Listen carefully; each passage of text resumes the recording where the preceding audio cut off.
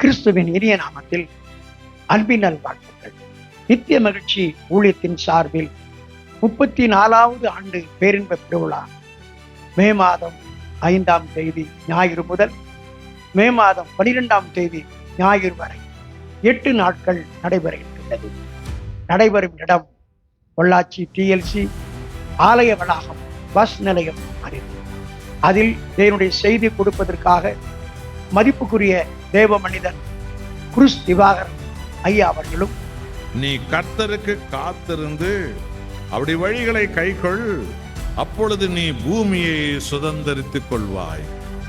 மதிப்புக்குரிய தேவ மனிதன் திரு கலைமணி ஐயா அவர்களும், பரிசுத்த ஆவியானுடைய அக்கினியை நீ பெற்றிருக்கிறபடியினால் அந்த அக்கினியின் நடுவிலிருந்து, அந்த அக்கினி சுவாலையிலிருந்து கர்த்தர் உங்க கூட பேசுவார். மதிப்புக்குரிய தேவ மனிதன் ஸ்டான்லி ஐயா அவர்களும், இதுவரைக்கும் நீங்கள் கண்ட துன்பம் துக்கம் எல்லாம் மாறி ஆண்டவர் ஒரு மிகுந்த சந்தோஷத்தை உங்க வாழ்க்கையில, குடும்பத்துல, ஊழியத்துல, சபையில, பட்டணத்துல, தேசத்துல கொண்டு வர போறார். மதிப்புக்குரிய தேவ மனிதன் கார்த்திக் கமலியன் ஐயா அவர்களும், எவ்வளவு பெரிய தெய்வத்தை நாம் ஆராதித்துக் கொண்டிருக்கிறோம், ஏன் கலங்குகிறீர்கள், ஏன் பயப்படுகிறீர்கள், ஏன் மரண பயம்? இயேசு என் பட்சத்தில் இருக்கிறார், எனக்கு விரோதமாய் நிற்பவன் யார்? என்னை சுற்றி தேவ தூதர்களை வைத்து பாளையமாய் இறங்கி பாதுகாப்பு. மதிப்புக்குரிய தேவ மனிதன் லூகாஸ் சேகர் அவர்களும், நீ போய் நிற்கிற இடத்துல என்னுடைய மகிமையை நான் இறக்குவேன். வானம் திறக்கப்படும், வானம் திறக்கப்படும். ஜனங்கள் ஆயிரக்கணக்கான மக்கள், லட்சக்கணக்கான மக்கள், அவருடைய காயங்கள் ஆற்றப்படும், ஜனங்கள் புதுப்பிக்கப்படுவார்கள்.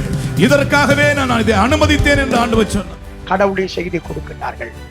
அதோடு கூட பகல் கூட்டம் மே மாதம் 6ஆம் தேதி முதல் மே மாதம் 11ஆம் தேதி வரை தினமும் காலை 10 மணி முதல் மதியம் 2 மணி வரை நடைபெறும் இடம் நித்திய மகிழ்ச்சி ஜெப மண்டபம், சந்திராபுரம் பிரிவு, பொள்ளாச்சி.